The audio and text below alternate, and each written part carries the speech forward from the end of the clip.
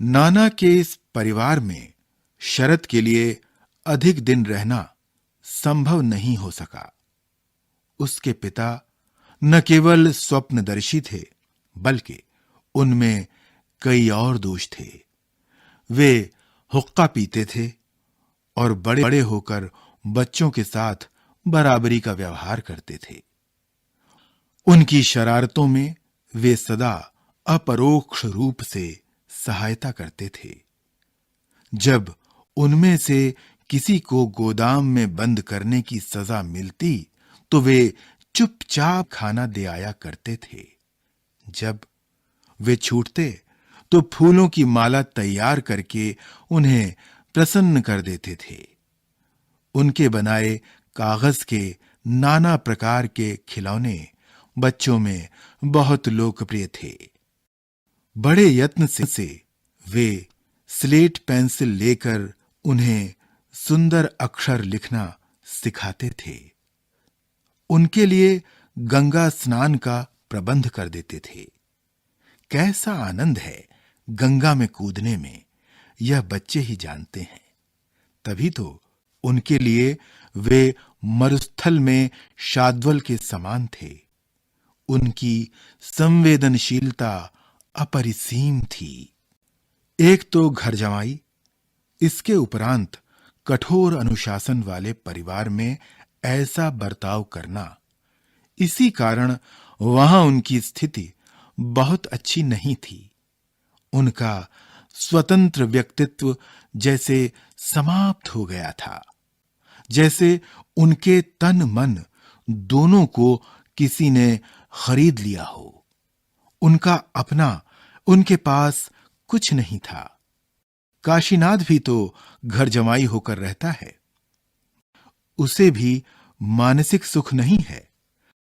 कभी कभी वह ऐसा महसूस करने लगता जैसे अचानक उसे किसी ने गर्म पानी के कड़ाहे में छोड़ दिया हो, मानो सबने मिलकर सलाह करके उसकी देह को खरीद लिया हो, मानो अब वह उसकी अपनी नहीं रही।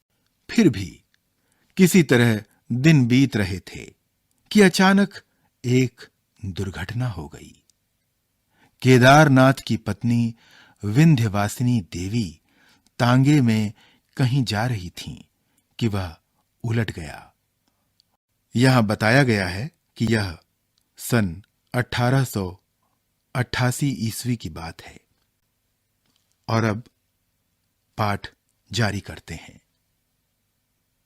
उनके काफी चोट आई।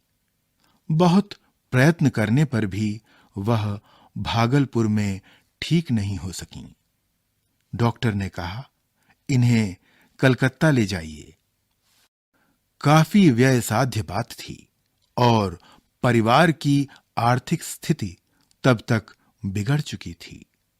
भाई अलग अलग रहने लगे थे। उनमें से अमरनाथ की मृत्यु हो चुकी थी और उनकी पुत्री विवाह के योग्य थी।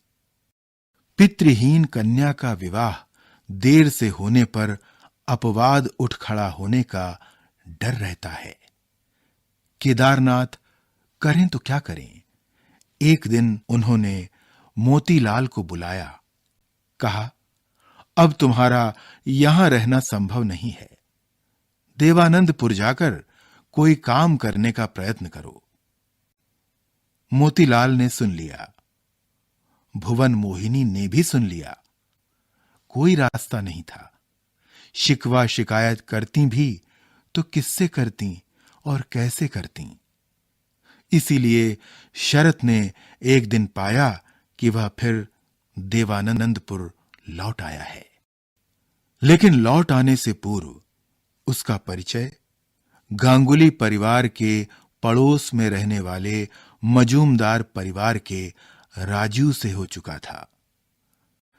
वह परिचय अनायास ही नहीं हो गया था। इसके पीछे प्रतियोगिता और प्रतिस्पर्धा का काफी बड़ा इतिहास है। श्याम वर्ण, स्वस्थ चेहरा, आजान बाहु, मुख पर चेचक के सामान्य निशान, शरीर में जितनी शक्ति, मन में उतना ही साहस, ऐसे राजेंद्रनाथ उर्फ राजू के पिता राम रतन मजूमदार डिस्ट्रिक्ट इंजीनियर होकर भागलपुर आए थे। लेकिन मतभेद हो जाने पर उन्हें त्याग पत्र देते देर न लगी। ठीक गांगुलियों के पास उनका घर था और आस-पास की जमीन को लेकर दोनों परिवारों में काफी मनमुटाव भी था। उस समय वहां घना वन था। माता-पिता के अनुशासन से पीड़ित बालक इसी वन में शरण ग्रहण करते थे।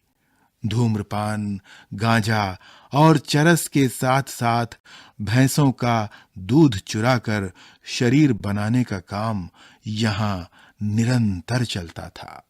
राम रतन मजूमदार ने अपने 7 बेटों के लिए 7 कोठियां बनवाईं, लेकिन उनके परिवार में कुछ ऐसी बातें थीं जिनके लिए पुरातनपंथी बंगाली समाज उन्हें कभी क्षमा नहीं कर सका।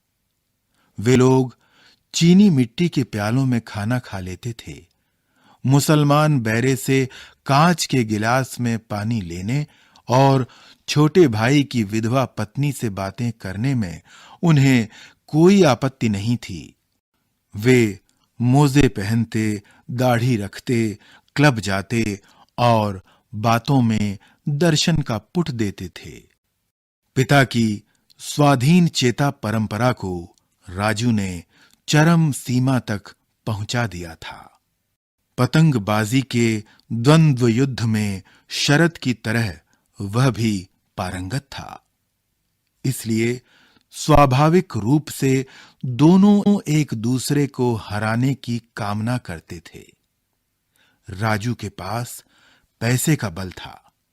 पतंग का बढ़िया से बढ़िया सरंजाम जुटाने में उसे जरा भी कठिनाई नहीं हुई। लेकिन शरद के पास पैसा कहां से आता? और उसमें नाना उपक्रम मिलाकर मांझा तैयार किया। उस दिन शनिवार था। संध्या होते ही शरद की गुलाबी पतंग मनचाही दिशा में उड़ चली।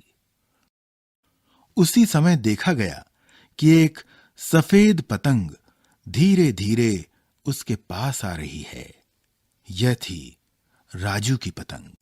बस द्वंद्व युद्ध आरंभ हो गया।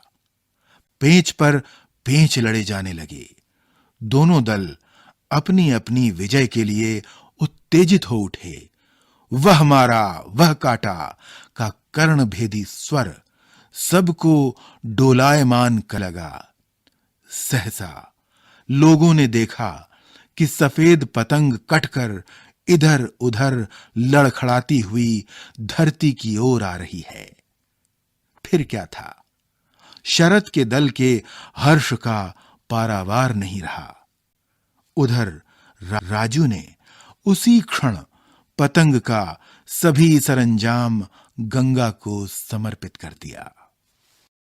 लेकिन इसी प्रतियोगिता और संघर्ष के बीच से होकर वे धीरे-धीरे एक दूसरे के प्रति आकर्षित होने लगे।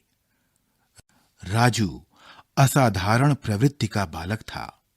अमित साहस, अपूर्व प्रत्युत्पन्न मति, सब कार्यों में सफलता प्राप्त करने वाला।